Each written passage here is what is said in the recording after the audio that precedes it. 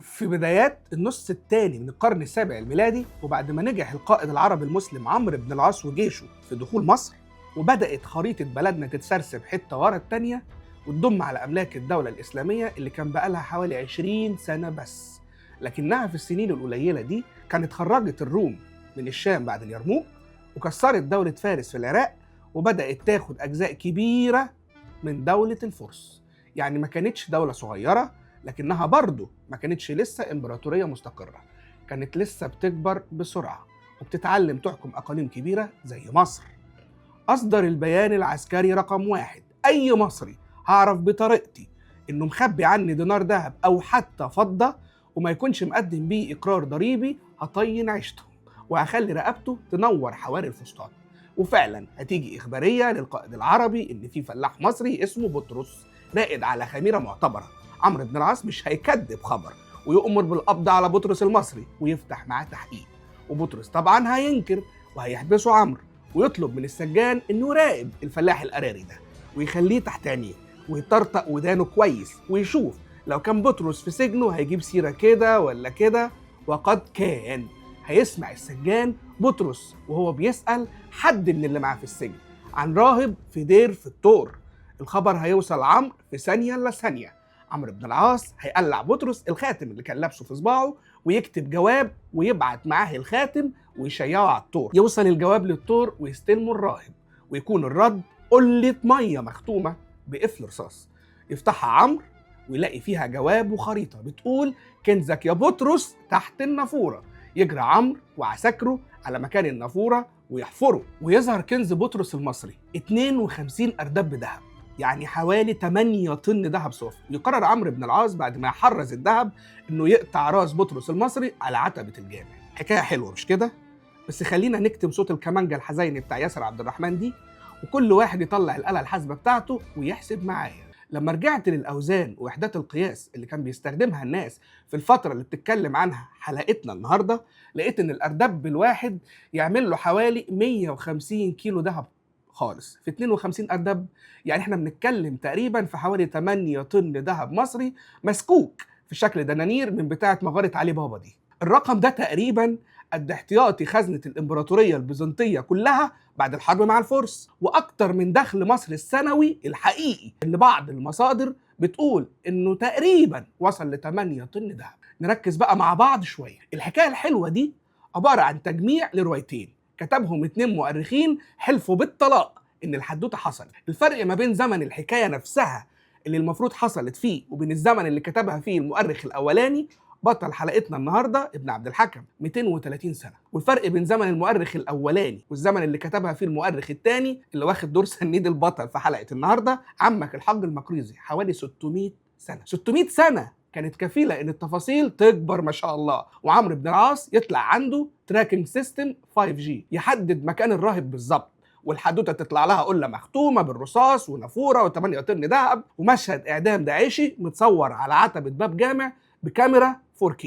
وهنا لازم نقف، مش عشان اللي حصل لكن عشان اللي المفروض ما يحصلش اصلا. مش سؤال قتل ولا ما قتلش، السؤال الحقيقي مين اللي محتاج يحكي الحكاية دي بالشكل ده، ومين اللي مستفيد انك تصدق ان الخوف هو اللي علم المصريين الطاعة. لو القصة دي اتقالت لك من غير ارقام كنت هتصدقها؟ ولو اتقالت لك من غير دم كانت هتفضل مؤثرة؟ يبقى احنا هنا مش بس قدام تاريخ، احنا قدام طريقة حكي للتاريخ. وتتحول حدوتة ابن عبد الحكم اللي كان بيتكلم عن صرامة وحزم وشدة في التعامل مع أي حد خياله صور له إنه ممكن يخبي سحتوت عن الحكومة في الوقت اللي الدولة العباسية كانت في أشد أوقات غباوتها في نهب قوت جدي وجدة، وإن لو الحكومة العباسية إيديها كانت تقيلة شويتين في لم الإطاوات فاحمدوا ربنا إنها مش بتقطع رقاب زي عمرو بن العاص زمان. اتحولت القصة دي عند المقريزي في القرن ال15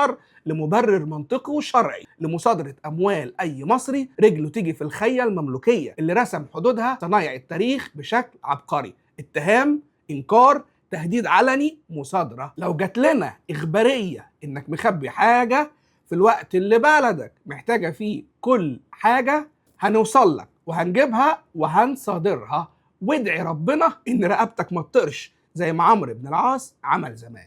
واما تضرب المربوط اكيد السايب هيجيب ورا. صح ولا هتنكر؟ قلت له صح بس هنكر. بور غرقان في اللي عمله ابن عبد الحكم والدولة العباسية في فترة حساسة جدا من تاريخ مصر، فترة مخليانا لغاية النهاردة ما عندناش إجابة منطقية لسؤال إزاي بقينا بنتكلم عربي؟ إيه اللي حصل؟ وإزاي وليه؟ تزوير تاريخ مع سبق إصرار وترصد، ومحدش يتخيل بقى إن في أوضة مقفولة وفيها ناس بتوزع أدوار. الموضوع أبسط وأوسخ من كده، حكاية بتريح فتتعاد فتتصدق فتبقى هي الحقيقة، والباقي يتحط في الدولاب. تزوير تاريخ عمل لنا شرخ عميق في هويتنا، وكل مرة نبدأ ندعبس وننكش ما بين كتب التاريخ المشوه اللي كتب لنا نلاقي نفسنا بندور في حلقة مفرغة. بقينا عاملين زي كرة الركض، سطر يقول كان حب ولافي دافي، وسطر يقول عركة كبيرة ما بين كمال أبو ريا وغسان مطر. حتى تاريخ البطاركة وساويرس ابن المقفى بيقول إن غسان مطر طلع طيب زي أستاذ محمود الجندي، وتحس كده إنه ساعات جينات مصطفى بكري وأحمد موسى بتنقح عليه. وناقص يقول إن البابا بنيامين الأول كان بياخد اللقبات من إيديهم ويوديهم جامع عمرو بن العاص عشان يدخلوا الإسلام. ولما قررت أركز أكتر ما بين سطور كتب صنايعية رد التاريخ على البارد، اكتشفت حاجة خطيرة جدا. اكتشفت إن ربنا كان مدي لابن عبد الحكم وشركاه علمه، وكان معاهم اللي أينشتاين وإيلون ماسك ضيعوا فيه فلوسهم وعمرهم عشان يحاولوا يحققوا ربعه وما عرفوش. كان معاهم اكسس بكاميرا HD يقدر يخليهم يشوفوا اللي حصل في مصر من ساعة اللحظة اللي عمرو بن العاص كان واقف فيها في فلسطين بعد ما خلص حربه في اليرموك، وبيبص على مصر وبيقرر انه وليلة لغاية اللحظة اللي دخل فيها اهل مصر في دين الله افواجا. الجملة اللي طول الوقت اما اشوف الصناعية ازاي بكل فجر وتطاول اقتطعوها من سياق قرآني مقدس وواضح تاريخيا، عقلي بيترجمها لمثل مصري عبقري: إكرام الميت دفنه، اللي هو خد هنا بس تعالى واستهدى بالله. انت هتاخدنا في دوكا يا عم الصنايعي؟ مصر ايام الفتح المبين اللي بتتكلم عنه في القرن السابع الميلادي كان عدد سكانها 3.5 4 مليون بالكتير، كلهم أقباط. وعلى كلامك الجزية اللي كانت بتتلم منهم كانت في حدود 1,000,000 دينار. لما هنشيل منهم العواجيز والأطفال والستات، يعني انت بتتكلم انك كنت بتلم جزية من 700 ل 900 ألف مصري تقريبا. شوف يا أخي سبحان الله، عشان تعرفوا ان الفشر ملوش رجلين. نفس ابن عبد الحكم بيقول ان الجزية ايامه، يعني في العصر العباسي، يعني في القرن التاسع الميلادي، يعني بعد 230 سنة من دخول العرب أرض مصر، كانت حوالي 1.5 مليون ل 2 مليون دينار.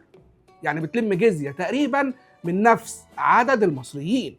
وده معناه ايه يا ابو دهب؟ اقول لك يا سيدي، معناه ان عدد المسلمين في مصر بعد الفتح المبين اللي عمك ابن عبد الحكم بيقولوا انهم دخلوا افواجا كان في اجعصها تقدير 20% من عدد السكان. يعني في 230 سنه اللي دخل الاسلام من المصريين كان عدد ما يكملش 1,000,000 مصري. وده مش معناه ان الاسلام ما انتشرش بعد كده، ولا ان مصر ما بقاش اغلبيتها مسلمين، لا، معناه بس ان الحكايه ما كانتش فيلم ساعتين وانتهى، كانت مسلسل طويل مفيش حد شاف اخره غير بعد قرون. وخد بالك انا هنا عامل نفسي مش واخد بالي ان في ناس هربت وناس ماتت من مجاعات وطواعين واللازم منه. يعني افواجا دي معناها ان كان في 8 مصريين بيعملوا فوق كل يوم ويروحوا يشهروا الاسلام في الفسطاط لمده 230 سنه من غير سيك ليف ولا اجازه وضع ولا حتى ساعه رضاعه. فالصنايعي بيستخدم تضمين قراني مقتطع من ايه كانت بتتكلم عن فتح مكه الكاسح ودخول كفار قريش في الاسلام، وبيحاول يلون بيها حدوته عايز يشربها لنا بعدين. الارقام هنا مش غلط، الغلط انك ما تحسش انها بارده لدرجه انك لو صدقتها يبقى لازم تسال نفسك هو ازاي بلد كامله دخلت في دين الله افواجا من غير ما حد يلاحظ، من غير ما تتكسر لغه، من غير ما تتغير دفاتر، من غير ما تتغير اسماء قرى. لو الايمان كان سيل كان لازم يسيب طين، ولو ما سابش طين يبقى اللي حصل ما كانش سيل، كان تنقيط بطيء محسوب ومقصود. جرب تعمل تجربة صغيرة وانت سامع. اختار بلد في القرن السابع، أي بلد، واسأل نفسك سؤال واحد: هل تغيير الدين حصل فيها من غير ما يسيب أثر لغوي؟ هل تغيير الدين حصل فيها من غير ما يسيب فيها سجلات؟ من غير ما يسيب فيها مقاومة مكتوبة؟ لو الإجابة لأ يبقى مصر مش استثناء، يبقى الحكاية محتاجة إعادة قراءة. خلي بالك، أخطر كذبة مش اللي بتشتمك، أخطر كذبة هي اللي بتطبطب على كتفك، اللي تقولك أنت حلو بس اسمع الكلام، أنت مبارك بس ما ترفعش عينك. البركة لما تتحول لشهادة حسن سير وسلوك تبقى أداة حكم مش وعد سنة. الغريبة يا أخي إن كل ما المصريين يبدأوا يدوروا في تاريخهم وينكشوا ما بين سطوره عشان يعرفوا حقيقة اللي حصل واللي بيحصل، تبدأ تسمع كلام متقال حلو قوي، مخدرات مخلوطة بالنبرة الشيفونية اللي بتسكت أدخانها وأجعصها مصري وتقفل بقه وعينيه من عينة مبارك شعب مصر خير أجناد الأرض، فتهدى وتسكت وتبطل نكش. مع إنك لو دعبست وتعبت شوية هتكتشف حاجة أغرب من فنكوش الأفواج والتمانية طن دهب اللي كان مخبيهم بطرس المصري تحت النافورة. مبارك شعبي مصر دي كانت نبوءة هلاك وسواد هيقع على مصر والمصريين، مجاعات وجفاف وخراب وسبي وعبودية هيعاقب بيها ربنا مصر والمصريين، وبعد ما يتعلموا الأدب ويعرفوا إن الله حق ياخدوا البركة. أما موضوع بقى خير أجناد الأرض فده حكاية من ضمن حواديت ابن عبد الحكم على لسان عمرو بن العاص في خطبة طويلة عن فضل مصر وحلاوة مصر وجمال مصر والغريبة. ولأن ابن عبد الحكم عارف إن الورق ورقنا والدفاتر دفاترنا ومحدش هيدور ورانا، قال إن ده حديث عن رسول الله صلى الله عليه وسلم قاله له واحد اسمه ابن أبي لهيعة، وده أصلا كان واحد حواليه كلام كتير واتقال عنه إنه كان بينسى كتير وساعات بيألف كلام من عنده، ومع السنين بقت حقنة بنج تخدر الزعلان وتسخن اللي جاي في أي حكاية. بلدنا مش محتاجة فبركة ولا قص ولزق، بلد ربنا ذاكرها في القرآن وتجلى على جبل واقع جوه حدودها، بلد نصرت يوسف واستخبى جوه حواريها المسيح وأمه وعدى على أراضيها كتير من أنبياء ورسل. مش محتاجة حد يفبرك حديث أو يلوي معنى آية في توراة أو إنجيل أو قرآن عشان يقول لنا إننا أحسن من الكل وكنا موجودين قبل الكل، لأننا كده كده أصلا أحسن من الكل وكنا موجودين قبل الكل.